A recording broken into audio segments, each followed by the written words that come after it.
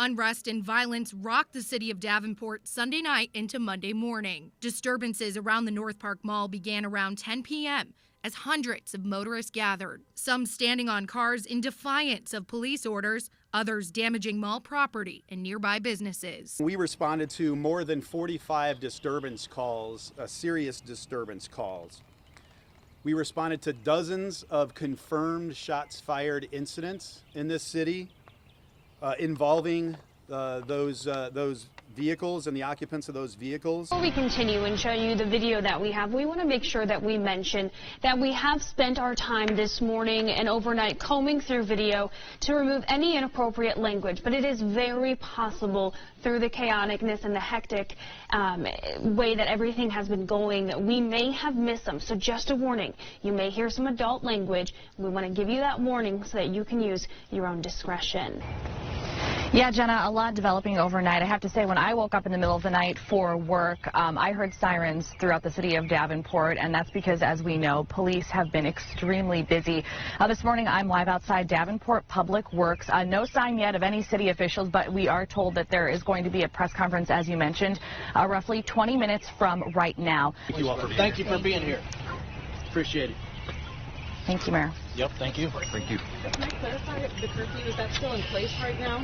People are wondering if they... We'll hear at the 9 o'clock briefing. All right, everybody. They just finished up. The press briefing began at 5 o'clock this morning. Just lots of information that they shared. I think most notably, among all the violence that we just heard about that happened in Davenport overnight, 2 fatalities, 2 deaths resulting from 2 separate shootings. Watching TV6 News. Now this morning, amid all the chaos here, we're also learning more about a massive fire at an apartment complex in Sterling, Illinois. We heard reports of injuries, now hearing reports as well of fatalities, impacting both residents and firefighters. TV6's Todd Allen is live there at that complex right now. And Todd, you have more information as well as you have spoken to the fire chief. Yeah, this has been a developing situation all morning. We're here at the corner of West 3rd Street and Avenue J in Davenport. We're in Sterling at the Western Apartments here in Sterling. I have the opportunity now to talk to Fire Chief Gary Cook. Chief, can you describe the scene when you guys arrived? To head out live now to TV6's Joey Danya, who, as the sun comes up, has been showing us a lot of that damage. Joey. I'm going to give you a up-close look here at the damage. I will turn around the camera and show you what took place here at the Northwest Bank. As you can see, some rocks apparently have been thrown through the window here at the Northwest Bank. As the sun is rising here in Davenport, just another visual of some of the destruction that took place during a very dark night in Davenport. As many folks are making their commute to work or getting ready to make that commute, I can report that as I came over from the Davenport Shopping Commons Center on 53rd Street here to the Northwest Bank, there was no traffic whatsoever and nothing that would be threatening by any means. So anyone wondering, is it safe to go out right now to make that commute to work? It certainly seems safe. Jewelry stores and pawn shops were a target for looters early this morning. TV6's Joey Danya shows us the aftermath at 2 of the jewelers in Davenport. Will Doland of Doland Jewelers knew trouble was brewing early Monday morning. I was sitting at home and got a police scanner app on my phone and was paying attention to that because I knew things were happening. At 1:19 a.m., trouble arrived to the front door. I got a call from our security company that we had glass breaks and intrusions. I immediately dispatched the cops here. The surveillance video shows several individuals breaking in and looting the store. During this half hour, we bring you the news at 4. But today we're going to do something a little different. There was a news conference earlier today that we thought was so powerful. It was from community leaders in the Quad Cities that we wanted to bring that to you and give you a chance to see it. Good afternoon, I'm Paula Sands, and we're really striving to help everyone, including ourselves, understand these very important issues of our community. And it all starts with listening, and that is the goal of airing this news conference now. I'm David Nelson. We are going to hear from multiple speakers with comments from the NAACP, LULAC, and others describing more about what the recent protests mean for those in our community and across the country. Here's the press conference now in its entirety. The NAACP Metrocom Unit 4019, in collaboration with its partners listed above, announced today this press conference. This is why we're here. This is why we're here. I did a press conference, and I barely got through it because I Can't Breathe was resonating in my head, that someone would be lying down on the ground saying, I can't breathe. And you have people standing around not doing anything. And that doesn't go away. I go to bed, it's in my head. I wake up, it's in my head. A young man jogging in Georgia, and he is shot and killed, and nothing was done immediately. That resonates in my head. Some very powerful statements there by all of those speakers. We do want to point out that there was a question and answer session there, but the audio quality was not good and it was hard to understand the questions. So, but we didn't air that portion of it, but we did want to air all the different individual speakers. One of the questions, though, that came up in the question and answer session is where we go from here. And we had a good hour and 15-minute discussion in our newsroom this afternoon talking about this very topic and how we as newscasters can do a better job to, get this message out for all people. And so we want you to know that we're going to be working very hard over the months and years to come to try to do better for everyone in our community as well. As a black man, I couldn't help but feel a mutual connection to what the players are experiencing. And hearing them speak kind of inspired me to use my platform tonight to really have some real talk with y'all. I know what it's like to have to put a mask on certain situations and have to wake up and make sure that you don't act too black because it'll hurt at achieving certain things that you're trying to do. I've dealt with it my entire life. But when I started my career in TV, I decided that I'm not going to conform to that no matter what. I'm going to be myself. That hurt me. I was rejected from hundreds of television stations before I got my first job offer in the second to smallest market in the entire country, getting paid pretty much nothing. As a kid, my mom always told me, because of my skin color, if I want to be successful, then I got to work twice as harder. I didn't understand it, but I had to learn it. Because of this country's systemic racism, I had no choice. It's normal to me, but it's not fair. Nobody should be treated differently because of the color of their skin. It ain't right. That's why I'm thankful for TV6 right now, because they let me express myself. Some of you see it. I talk with slang, you feel me? I play music under everything I do, and I love bringing the culture into my work. That's who I am. That's why I'm so enthusiastic and out of the box with the things that I do. Change is coming, and the movement has so much momentum right now. I love it. And the more we can speak up and have real conversations like the former Hawkeye football players, then the brighter our future can be. And until we can change that, Black Lives Matter. That's all we have for sports. We'll be right back. Continuing our coverage of the protest happening right now at Vanderveer Park in Davenport. TV6's Monse Racosta is live there right now as we check in with her again. Monse, what's going on now? The protest is actually just wrapping up. They put away the speakers, and now it's just some people chanting some of the main messages of this Black Lives Matters protest. As you can hear, they're saying, I can't breathe.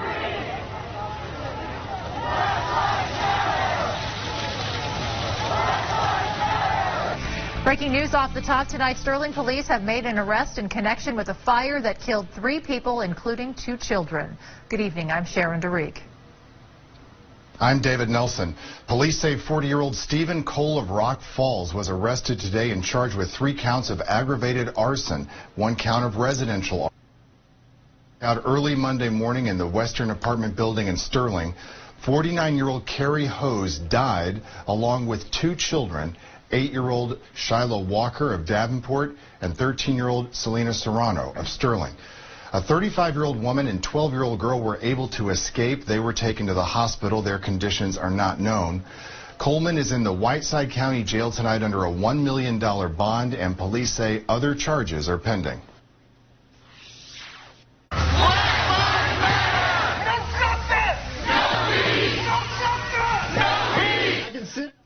Now on to our top story tonight at 10. Hundreds of people turned out for a protest in Davenport today. It started at 5 o'clock and lasted for nearly 2 hours. Black Lives Matter protest at Vanderveer Park remained peaceful as people listened, chanted, and called for change. TV6's Spencer Mackey was there. Well, you know what? We understand that all lives matter. We understand that every life matters. But right now, it's about black lives. People in the Quad Cities are ready for change. We all need to stand up for one another and have a voice. Continuing the fight against racial injustices. Black lives matter! Black lives matter! As hundreds of protesters call for the community to be better. Everyone is paying attention now, and hopefully some real change does come out of all of this. Asking the help of family, friends, and strangers in the community to make their message heard. I can't breathe! If you're quiet about all the issues that are happening, you're not helping in the solution. So, you got to speak up. You've got to be able to tell everyone about what's happening, because if you don't, then you're just as bad as everyone that's doing the wrongs to everyone else. It's the power of our voices all coming together and being unified and just showing that it's people of all races that are coming together that have seen this injustice and they want better, not only for people that are black, but for everyone. The death of George Floyd in Minneapolis has so many saying enough is enough. It shouldn't still be going on in 2020. And just over a week later, it shows no signs of slowing down. These people know what they're fighting for. They're not fighting it just to fight it. They know that something's wrong, and we all should too. With protests now all across the country, so many Americans continue to long for change. I think it might this time. You think change could happen? I think it definitely could. We've been hoping and praying for years and years and years. Hopefully this is the time. In Davenport. Let them hear you in Rock Island. I can't breathe. I can't breathe. Spencer Mackey, TV6 News. Davenport Police Chief Sikorsky, Mayor Mattson, Bettendorf Chief Kimball, and Scott County Sheriff Lane attended the protest to show their solidarity. Tomorrow, a protest is scheduled in Maquoketa. Hey, they have every right to be there. I support them in doing that. On each side of River Drive stands 2 groups. Different flags, different voices, different messages. For Jeremy, the Pro-2A American Patriot protest is a way to support the Second Amendment. A high school baseball player in Iowa was a victim of racism during a baseball game. It was Charles City, Iowa's Jeremiah Chapman's first real experience with racism, and it's something he'll never forget. TV6's Scooby Mageza has more. Jeremiah Chapman's love for sports started at a young age, and as he got older, that love turned him into a 4-sport high school athlete that excelled in every sport.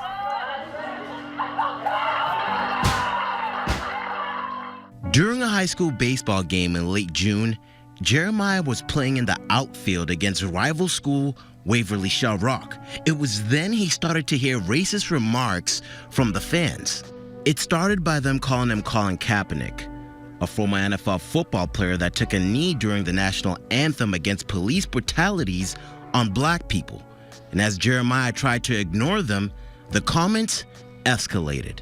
I don't know why they call me Colin Kaepernick, because I don't kneel or anything. I stand, so I didn't see it. So I just ignored that one. And then they told me to go back to the fields. And then they started yelling Trump 2020 like that was gonna get. I don't really pay attention to politics like that, so I don't know why they started chanting that. But the next comment said Jeremiah couldn't ignore. The fans told him he should have been George Floyd, a black man that was killed in Minneapolis while being arrested by police. It was a comment that stuck because to Jeremiah, it was as if they wanted him dead. And in that moment, he lost all the will to continue playing. We got 3 outs. I sprinted the dugout. I was like, Coach, that was the first comment I told him. I didn't say like all the stuff from before. That was the first one right away. I was like, Coach, he said I should have been George Floyd. I took out my glove. I said, not one thing. Jeremiah believes his coaches reacted the right way. But when he told the umpire asked him if Jeremiah wants him to stop the game or go kick the fans out. But in a big game against a rival school, Jeremiah didn't want to make a big deal out of it and let his teammates down. So he chose to continue playing. In our story that aired earlier this month, we spoke to both Jeremiah and his mother, Keisha Cunnings, about the incident, and Keisha said it left her son scarred and ready to quit playing sports altogether. Last night, the Waverly Shell Rock Community District completed their extensive investigation into these reports of the racially motivated comments, and the findings in the investigation have left many questions unanswered. On July 22nd, Keisha Cunnings received a phone call from Waverly Shell Rock on the findings in the investigation to her son's racist experience.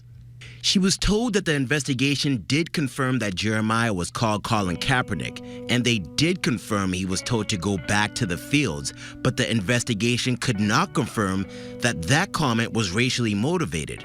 As to the other 2 comments of fans chanting Trump 2020 and telling him he should have been George Floyd, the investigation could not confirm that those comments were said, and from there on, Keisha said Waverly would not give her any more information related towards the investigation. They could not tell me what they're going to do moving forward. They couldn't tell me any consequences. Obviously, they couldn't release names because whomever it is a minor, and that was it. In a statement released by Waverly Shell Rock, they said in part, because all individuals involved are students, federal and state law prohibit the district from releasing specific findings and actions relating to this matter, but our district is taking appropriate measures in response to this incident. I think initially I just wanted like a sincere apology and figure out like where we're gonna move forward from this situation. The neighboring district is not taking this very seriously. I feel like they're sending mixed messages. They're not even acknowledging that this is a real thing. And I think that's not sending the correct message to their students, to their community, to the state of Iowa, to the nation. Keisha believes a statement released by Waverly is victim shaming her son because none of the other comments triggered Jeremiah besides the George Floyd one. She said it's as if he's being pinned as a liar and the district is failing at taking ownership from the incident. The Charles City High School District released a statement of their own saying the information released lacked the clarity we need and desire. And they requested a copy of the investigation from Waverly Shell Rock, but they were denied that request. And as for Jeremiah, he said, judging from the interview process during the investigation, the findings did not surprise him at all. When they were talking to me at the school, I felt like they were trying to like make me feel like an idiot. I just felt like they kept asking me like, did they say this? And then they would ask me like, how's the tone that they were saying? Like I was like, how am I supposed to repeat the tone of someone saying? And like I was just like I wanted to stop after that because they kept like it just sounded like they like didn't believe me at all. Like they just was taking the whole thing as a joke. So I was just like, I don't want to do this no more. In response to the incident, the Charles City School District is now evaluating whether or not they should stay in the Northeast Iowa Conference. They have also requested a 1-year penalty fee moratorium for Charles City refusing to play Waverly Shell Rock in the 2020-2021 school year. Furthermore, the district requested that any postseason play between the 2 schools occurs at a neutral site. And we spoke to the ACLU, and they are aware of the incident and have called for the IHSAA to take the action, and they denounce all that is said. David, back to you. Very TV6, we are having conversations with community members and leaders about racism and social injustices, and we are airing part of those interviews in our newscast tonight. Our David Nelson talked with Thurgood Brooks, a protest organizer who explains what it means to really listen and learn from each other. Contrary to belief, we are approachable, and although this systemic racism does affect us daily, we collectively, I will say, we're willing to talk about it because we understand that's important. That the white community is comfortable and understands the race issue because we already understand it. We've been understanding it since the day we've been born, our ancestors in the past, and so we can't do much more to further the cause and wipe out racial divide. It's going to take our white community to be uncomfortable among us and your peers who spew out ignorance. Now, coming up at 6 tonight, the conversation continues as we hear from the Davenport Police Department on their practices and procedures, as well as from the Safer Foundation on the criminal justice system. Now to a TV6 Investigates special report. For the past 3 months, our I-team has been digging into data on gun crimes in the Metro Quad Cities. As departments work to combat gun violence, some police chiefs say they're seeing similar trends across the area. Our team of Tara Gray and Courtney Spinelli have been working to break down those trends. Part 1 of our 2-part series, Transcending Borders, a deep dive into gun violence in the Quad Cities, starts now. The story from our TV Investigates team. The gun crime, it transcends all borders. The data can be heavy, from shootings with injuries to property damage, domestic incidents to homicides, and even shell casings with no victim or damage in sight. Some police chiefs say across the Quad Cities there are trends in the violent crime, ones that transcend the borders of city and state limits. The majority of the gun-related violence that we see are very target-specific. However, one is too many. Since the beginning of 2020, police have seized at least 355 guns. Some of those big makes up about 67% of all guns seized. Right behind, Moline with 97 guns seized since the beginning of the year. Moline police put that number into perspective. To give you a bit of a baseline, we seized as an entire department in 2019 17 firearms. So that's a 450% increase. And theft of firearms is a big community issue as well. A look now at the remaining 46 guns taken off the streets of the Quad Cities. I suspect that there are a number of firearms that enter this region through straw purchases, which is individuals who can legally purchase firearms, but then give them to persons that are prohibited. Although not all guns seized are involved in violent crime. The number of violent crime involving guns speaks for itself. This is a look at total confirmed shots fired incidents across the Quad Cities since the start of 2020. In Davenport, 195, Rock Island, 28, East Moline, 24, Moline, 9, and Bettendorf, 4. To give you perspective, Davenport has had 3 times the amount of incidents of the other 4 cities combined.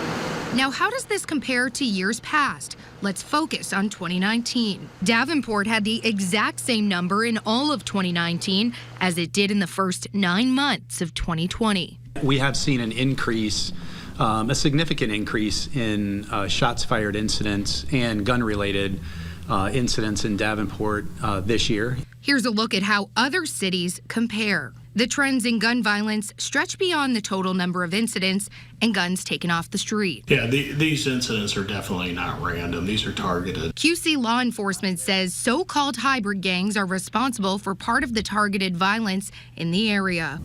And we're seeing a lot of non-traditional gangs that are less organized. These are much smaller individual factions, whether it's 10 guys who live in a particular area or 7 people, from another block. And a federal prosecutor says the prevalence of these self-organized gangs is very real. And I think you've really seen a change from the late 90s and the early 2000s to today, where the gangs are less organized, less hierarchical. They don't necessarily control a standard geographical area. In August, a federal grand jury indictment brought forth against 11 members of the larger Davenport-based lowrider gang responsible for years of violence. The indictment actually linked them to 3 different shootings and 1 stabbing of rival gang members in Davenport between 2015 and 2019. Another alarming trend is a spike in shootings with multiple victims. This year, we've had 2 what they would call mass shootings. We had one with 5 victims and one with 4. And that's something that we haven't seen, I would say in, years. It's hard to pinpoint exactly why, but we're having, places where there are large gatherings, and when someone breaks out a firearm during these things, it's very easy for multiple victims to be injured. In Rock Island, early morning gunfire in the district left 5 injured and 1 dead in late August. No regard for anyone's safety, and it's very, very dangerous situation, and definitely shocking. Some say as the crime gets more violent, some of those responsible are seemingly getting younger.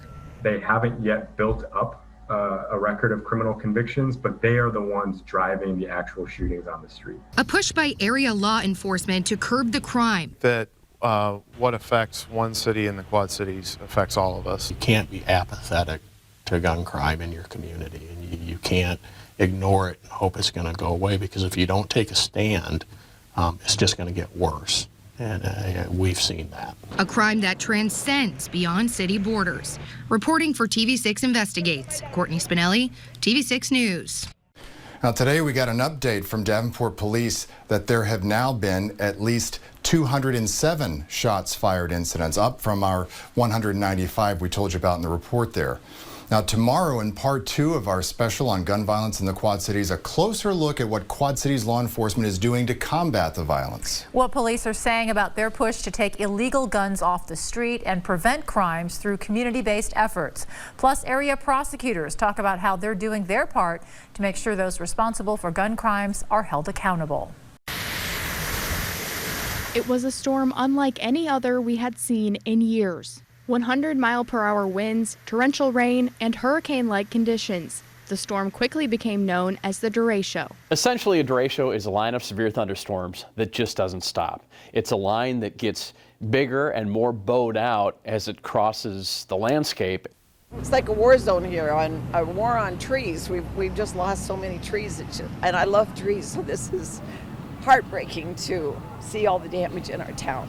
Oh, this looked like Beirut. This whole town looked like Beirut. Neighbors helping neighbors, cleaning up debris, sharing resources, and watching out for each other. Now, continuing with team coverage, word came down about 90 minutes ago that Davenport Community School District, along with Bettendorf, North Scott, and Pleasant Valley, are all closing schools through Friday, April 10th. Right now, they plan to resume on Monday, April 13th. Meanwhile, the Maquoketa School District also announced today schools will close for at least 4 weeks. TV6's Talia Fagard has more on that. I'm right outside Maquoketa Middle School, where students won't be returning for at least 4 weeks. This comes after the school district's announcement to close all schools until further notice. Now, I talked to a parent today who's trying to figure out what she's going to be doing for the next 4 weeks. Classrooms may be empty, but teachers are still working to keep their students moving forward and achieving academic goals. We're helping by featuring local educators delivering lessons in virtual classroom segments. Watch weekdays at 3 on TV6 or Cozy 6.3 at 8 in the morning. Go to KWQC.com for the list of schools and teachers as we bring you TV6 Cares. Learn United Quad Cities.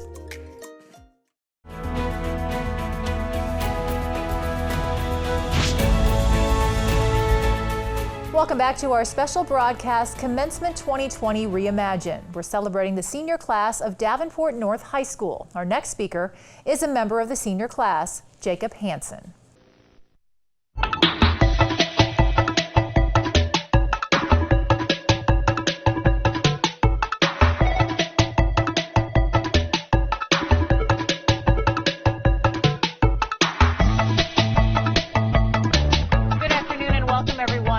TV6 Cares Learn United Back to School Special. I'm Sharon DeReek. Every day this week from 3 to 4, TV6 is airing this program to help give the latest information to parents, educators, and students on all things back to school related. We will cover a variety of topics each day from now through Friday, so let's get right to it. Joining us now live today, Dr. Robert Kobilski, the superintendent for the Davenport School District. And Dr. Kobilski, it's good to see you, and thank you for joining us today. First of all, I can't imagine how challenging this had to be to get ready for classes. I mean, how did you manage all of this? Well, it certainly has been an interesting year from the start. Now, as many parents and educators debate on whether students should go back to the classroom, part of the discussion involves how to get them there safely. Marcy Clark talked to one local school district that does have a plan. As parents and kids prepare for going back to school, getting there safely is only one of many concerns. Sherrard School District is addressing that concern first by planning seating charts on buses. Should there be a positive test, we need to then check the bus video to see where the students were sitting, who was sitting around them, and confirm that with the seating chart. And so that just helps with contact tracing. Only 50 passengers, including the bus driver and an adult monitor, will be allowed on the bus at one time. Because a lot of families are going to choose the remote learning option, they'll be having their kids at home anyway, and so that will free up some of that space on the bus. For buses with fewer students, they will be seated every other row. Family members will sit together. Monitors on each bus will check for COVID symptoms and check temperatures as students board the bus. Parents are asked to remain available until the student is cleared to ride. If they have symptoms, they will be sent home. If no parent is available at the pickup spot and the child has symptoms, they will sit in a safe zone, isolated from others until arriving at school. Once there, they will be escorted off and a parent will be contacted. Buses will be cleaned between each route. As the school year becomes more routine, additional changes may be made. We just hope that we'll be able to work together, stay calm, come up with great ideas, to mitigate the spread of the virus, and hopefully we won't have any positive cases in our district. I don't know how realistic that expectation is, but that's what our hope is. Now, parents are highly encouraged to drive their student to school if at all possible to decrease the risk of spreading the virus. Sherrard says they may need to hire substitutes in advance if a driver becomes sick.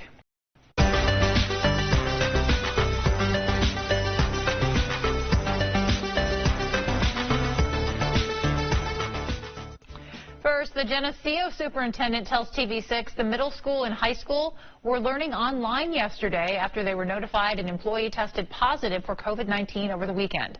They wanted to be on the safe side and keep students home as they work to learn more information.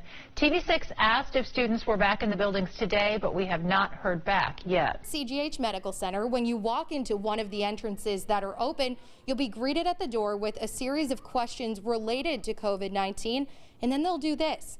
They take your temperature as you walk through the door. Despite the closure, some Illinois Quad City restaurants say they will remain open, defying the governor's order. My people were not being paid. They are now because I chose to defy the law. At 73 years old, I have to defy the law to take care of my staff. The restaurant says they continue to stay safe by masking and sanitizing. Montana Jacks say they will stay open to support their employees. Many local businesses are still here for you. Let's do what we can to be there for them. Hello, Quad Cities! From North Brady Imports, we're here if you need us. Stop on by or give us a call. Hello, Quad Cities! We're here at Batteries Plus. We're here to serve you your essential needs as batteries and bulbs. We offer curbside service, and we'll be waiting for you. Hello, Quad Cities! Mel Foster Residential and Commercial Real Estate is open and ready to help you buy, sell, or build. Visit us on Facebook and take part in our hashtag RiseUp Challenge to support local businesses and share the good deeds you are doing. We at Mel Foster are still making it happen. Order delivery or carry out, buy gift certificates to use later, and shop local merchandise online. TV6 stands with local businesses, and we know you will too. That's QC Strong. 15 members of a Davenport family have all tested positive for COVID-19. TV6's Wednesday Ricosa spoke with them about how this happened and the impact it's had. I feel like I want to cry and run away from all this, but it's just like I'm in shock. Alicia Neva tested positive for COVID-19 on July 1st. 14 of her family members in Davenport also tested positive. I went to the hospital because I was fainting a lot and my oxygen was low. And that's when I received a call from my doctor saying that I was positive with the COVID.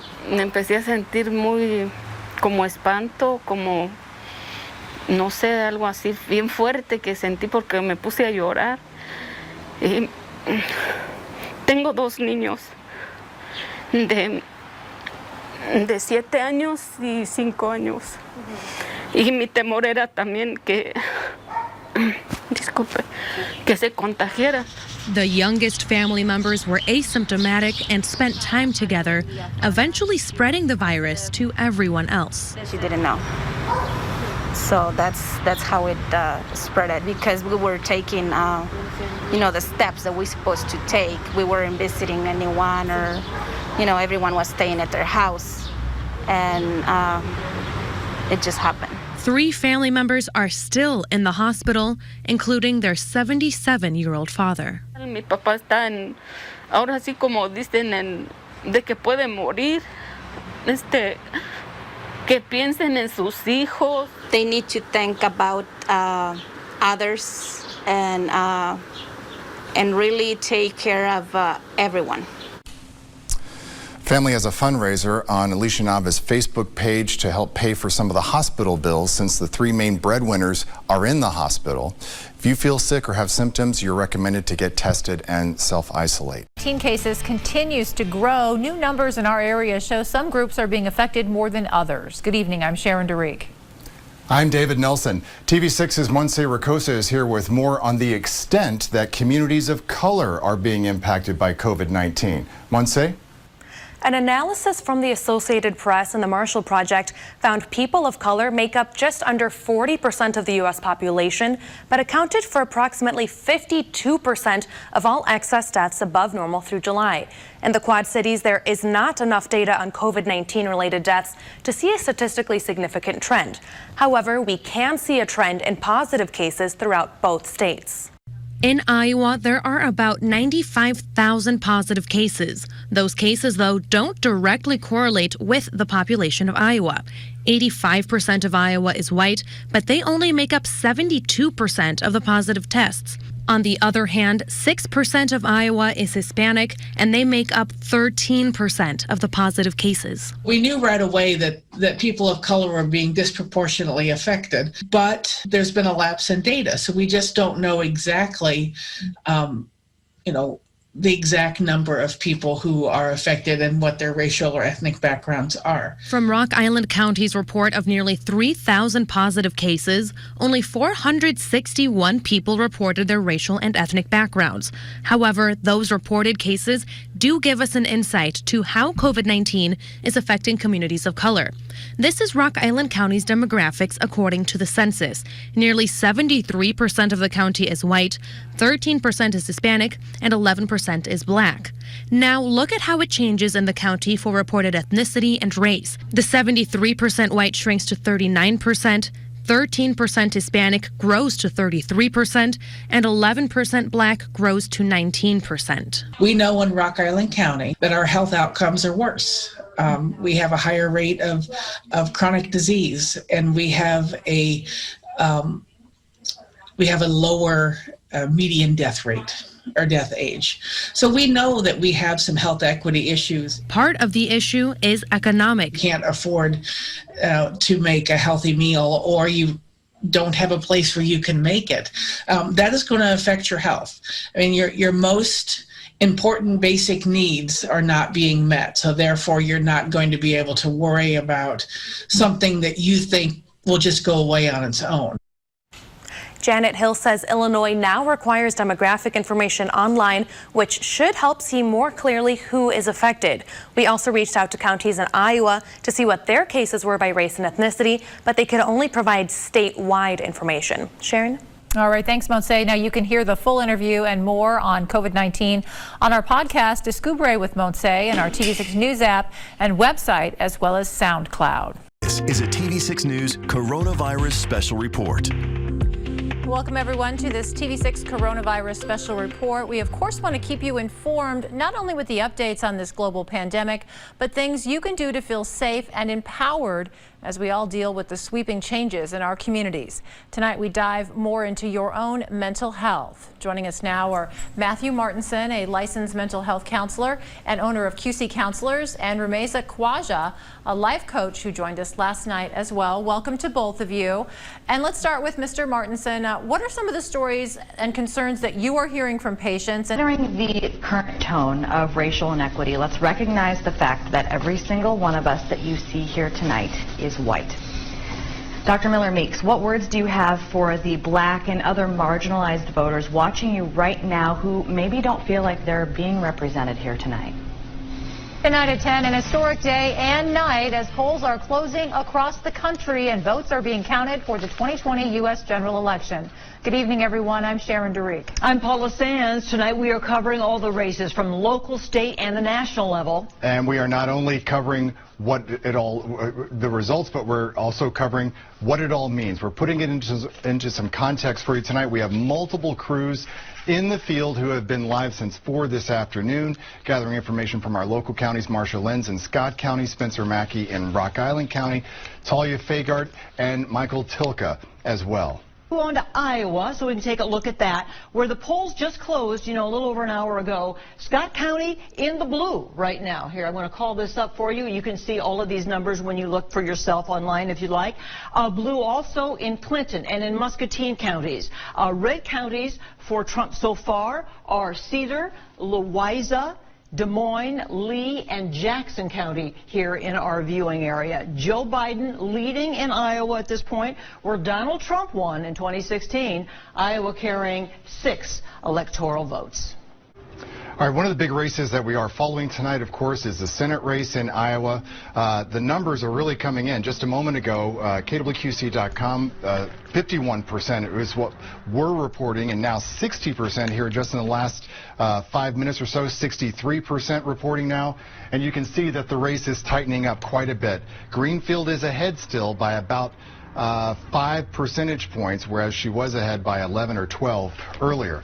This is important, of course, as we've been talking about, because this is one of the races nationwide that Democrats want to win if they want to be able to flip the Senate. They need a net gain of either 3 or 4 seats, depending on whether they win the presidency.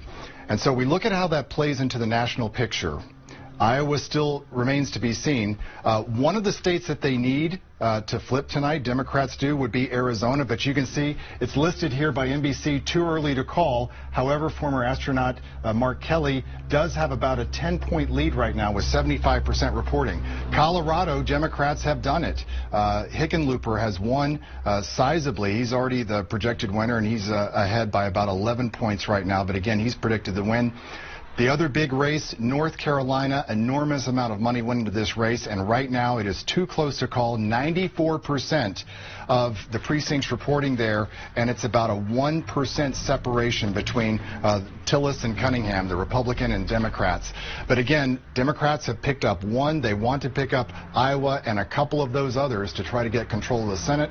It could be a long evening for that before we know, but we'll keep you updated on that. Just to give you the whole story here, storm damage and overturned vehicles have forced the shutdown of I-35. Iowa DOT reporting several roads impassable this afternoon. Live from the KWQC studio, this is TV6 News at 10. Now at 10, buses on fire and major attractions damaged. Why Mid-American says it is all hands on deck for cleanup. And many areas in the QCA dealt with major storm damage this afternoon. We'll hear from residents on their experience with the wild weather.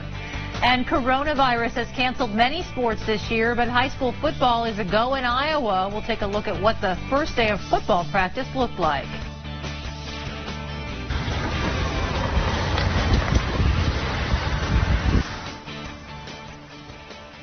Our top story tonight, strong afternoon storms with high winds battered much of Iowa and Illinois. As you can see here, crews have been hard at work cleaning up from the debris from the streets and neighborhoods. Trees and power lines were brought down, slowing traffic, damaging homes, and knocking out power to thousands. There were numerous severe thunderstorm warnings in the area throughout the afternoon. And many areas of the QCA felt the power of those storms. Good evening, everyone. I am Sharon DeReek. I'm David Nelson. This afternoon's storms have also caused damage to buildings and vehicles around the QCA, and tonight many people are still in the dark. TV6's Spencer Mackey joins us now. Spencer, Mid-American says it is all hands on deck. That is exactly right, David. Tonight, Mid-American Energy is calling this one of the worst, if not the worst, storm impacts the company has seen in its history. Tonight, 111,000 customers across the QCA are still in the dark. Severe storms moving through the QCA, leaving thousands of homes and businesses without power. Tonight, Mid-American reporting 111,000 customers in the dark, 59,000 in Illinois, 52,000 in Iowa. A spokesperson for the company calling it all hands on deck, as Mid-American requests mutual assistance from 2,000 workers to remove trees and restore power. The storm causing damage to buildings around the QCA, including the Ambrose Dome in Davenport, now deflated. In Rock Island, a high-voltage power line snapping, setting a retired natural gas-powered Metrolink bus on fire. It was something like I haven't seen before. From there, the natural gas tanks fueling the flames, eventually spreading in, quote, small explosions to all 8 buses. And the tanks kept blowing and the tires kept blowing, and it was a flame like nobody's business. Looked like World War II going off. Rock Island Fire Department crews evacuating nearby homes in the heart of the storm as the buses continued to burn. They had to evacuate right in the middle of that storm where limbs were coming down and other power lines and everything else. So by the grace of God, everybody was able to make it safely to Francis Willard School where they could get inside and out of the weather. It definitely was one of the most challenging fires that you can run into with all those conditions happening at the exact same time. Now, as to when power could be restored for those customers, Mid-American is saying due to the widespread impact of the storm, including in the Chicagoland area, for some customers, it could be several days. The amount of fallen trees like the one behind me is also creating more issues for utility crews trying to complete that work. Reporting live tonight in Davenport, Spencer Mackey, TV6 News.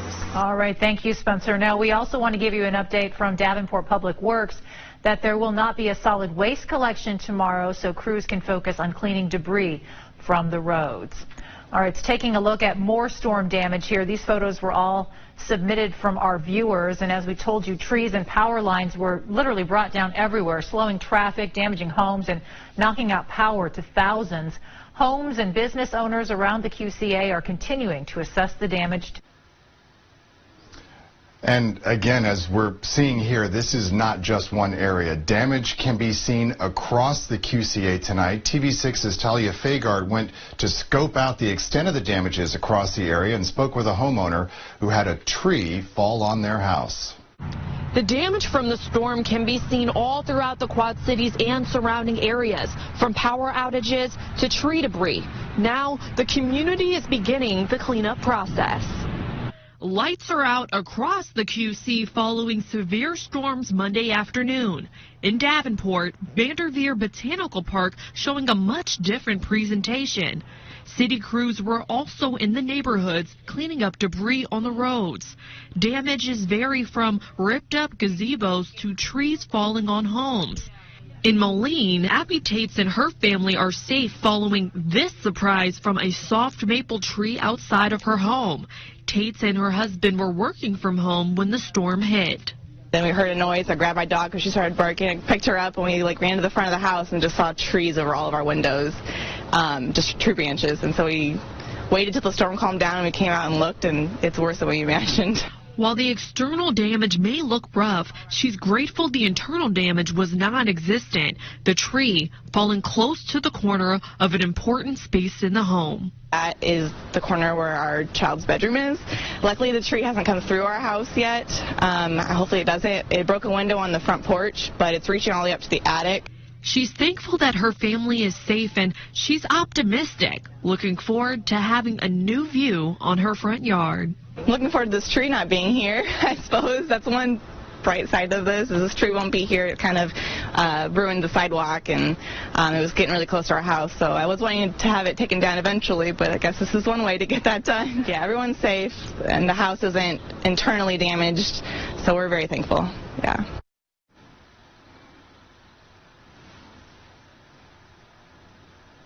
You can see the latest updates on the storm damage on our news app and website. Now, for many hours now, more than 100,000 Quad City homes and businesses have been without power, and in fact, the numbers have gone up here just in the last 20 minutes or so. We're looking at the very latest numbers here, and as you can see, in the Iowa Quad Cities, 52,000 customers are without power still all these hours after the storms rolled through early afternoon.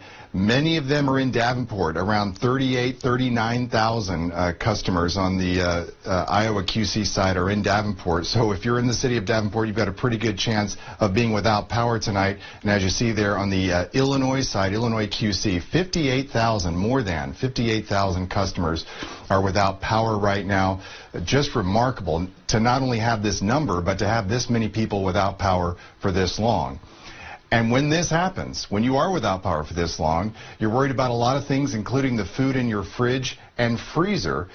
We've been getting a lot of questions about this today. We checked. The University of Illinois says keep your freezer door, of course, closed as much as you can at a time like this if you're without power. Food in most full freezers, freestanding freezers, will be safe for about 2 days, half-full freezers a day. For refrigerated food, generally safe if the power is out for only a few hours, and then, and you might be in this situation now, you may want to move it to the freezer. They say do not rely on the appearance or odor of a food to decide if it's safe. Be extra careful. Meat, poultry, dairy products, and if you're unsure, they say it's best to simply toss it. Right now, the city of Davenport is asking everyone to travel with caution. Now, if traffic lights are still out, treat intersections like you would at a four-way stop. Call the number on your screen to report a downed tree in the street, or Mid-American Energy to report power outages. We have those numbers up on our website and our news app as well. All right, time now to check in with Eric, who is extremely busy this afternoon. And Eric, we're looking at Skycam here, and you can really see the areas of the power outages on that camera because there are large black holes basically in the Quad Cities right now. Yeah, and I'll back up to it again because one of the things that's really odd is we don't see the lights on the Centennial Bridge. When I was panning around tonight, that was a void that I noticed right away. But yeah, this is what happened today. We had wind speeds average with this system about 70+ miles per hour as the initial band of storms made it into your area. 86-mile-per-hour winds at the municipal airport in Davenport. Boy, you think about the construction workers and all the scaffolding and things that they have to worry about at the I-74 bridge project. The DOT sensor there picked up a wind gust of 85 miles per hour at the airport. Moline, 79-mile-per-hour winds. And look at this. In Lynn County, Midway, 112-mile-per-hour winds. Hiawatha had 100-mile-per-hour winds. Wind and wind gusts and tree damage all around eastern Iowa and western Illinois. Look at how far this system is now. It's past Cincinnati. It's bearing down on Louisville, Kentucky right now, and it will head toward Nashville and make its way even farther east during the night. This is what we call a derecho. That's most likely how this is going to be classified. We've got clearing coming our way. By the way, a long-lasting windstorm with certain criteria for wind speeds and gusts that continue throughout the storm. I think it will be a derecho. We've got clear skies tonight. A little fog perhaps in the morning, but sunshine tomorrow, and thankfully for you folks without AC, lower humidity as well. The search continues for 10-year-old Breasia Terrell. She's been missing for 1 month today.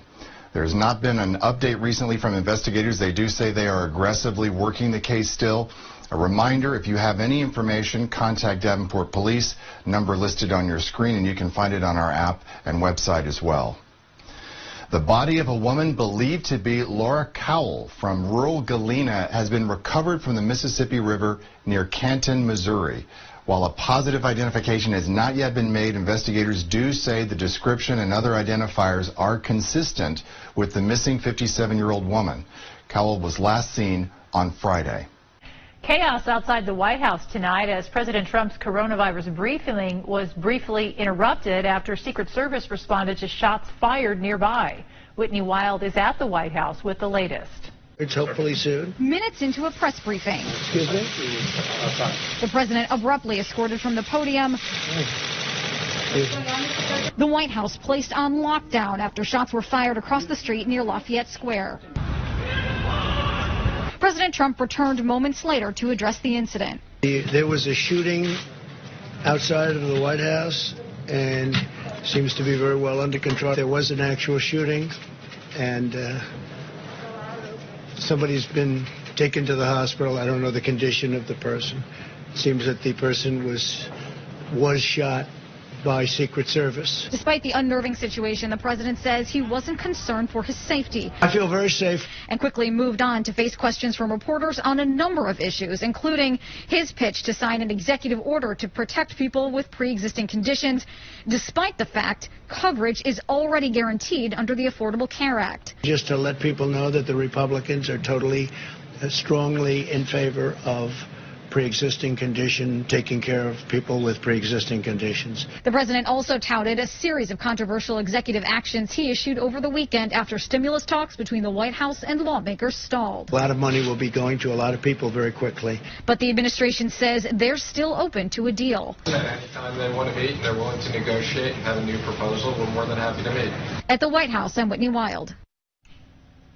Continuing our coronavirus coverage now, here are the latest numbers from the state of Iowa. As of 10:30 this morning, the Department of Public Health reports 268 additional cases of COVID-19 over the last 24 hours, bringing the state's total to 49,000 since the pandemic began. One additional death had been reported since Sunday morning. Scott County reporting 2 more cases over the same time. In Illinois, statewide, there are 1,300 new cases and 1 additional death. The total in Illinois now stands at 195,399 and 7,600 deaths since the pandemic began. Rock Island County is reporting 1 additional death and 9 new infections. Still ahead at 10, continuing coverage on all of the storm damage around the QCA this afternoon and a look at some of the photos submitted by our viewers. And before the storms rolled in, we had highs in the mid-80s to the low 90s. Thankfully, tomorrow, I know a lot of you are going to be without air conditioning, a little cooler, and more importantly, a lot less humid. We'll have the details coming up. You're watching TV6 News with David Nelson and Sharon DeReek. The thing that's beautiful about sports is you can always relate them to life. Winning in sports, or anything in life, takes teamwork. And that's exactly how we'll beat this virus. And even though it may seem like we're far apart, join a winning team by donating to the Riverbend Food Bank. And just like in baseball, we're going to lead things off by announcing that TV6 and our ownership, Great TV, will each be donating $1,250 to the food bank. So step up to the plate, because you're up next.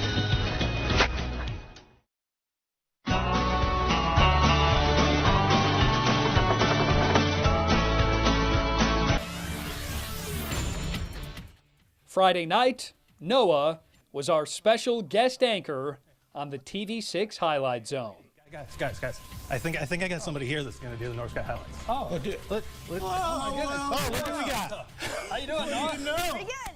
To no surprise, Noah knocked it out of the park. Titan Anderson will not be denied. North Sky wins again by a score of 42-25. The Lancers are now 12-1. While Noah may have been in a dark place,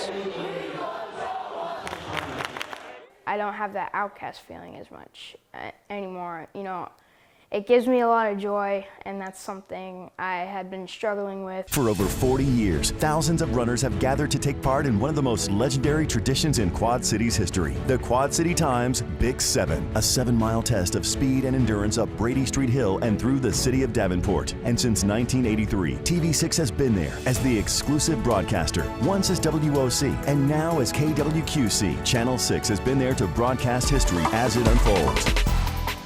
And now, KWQC TV6 presents this special broadcast for the 2020 Big 7 Road Race, sponsored by Simply Vain.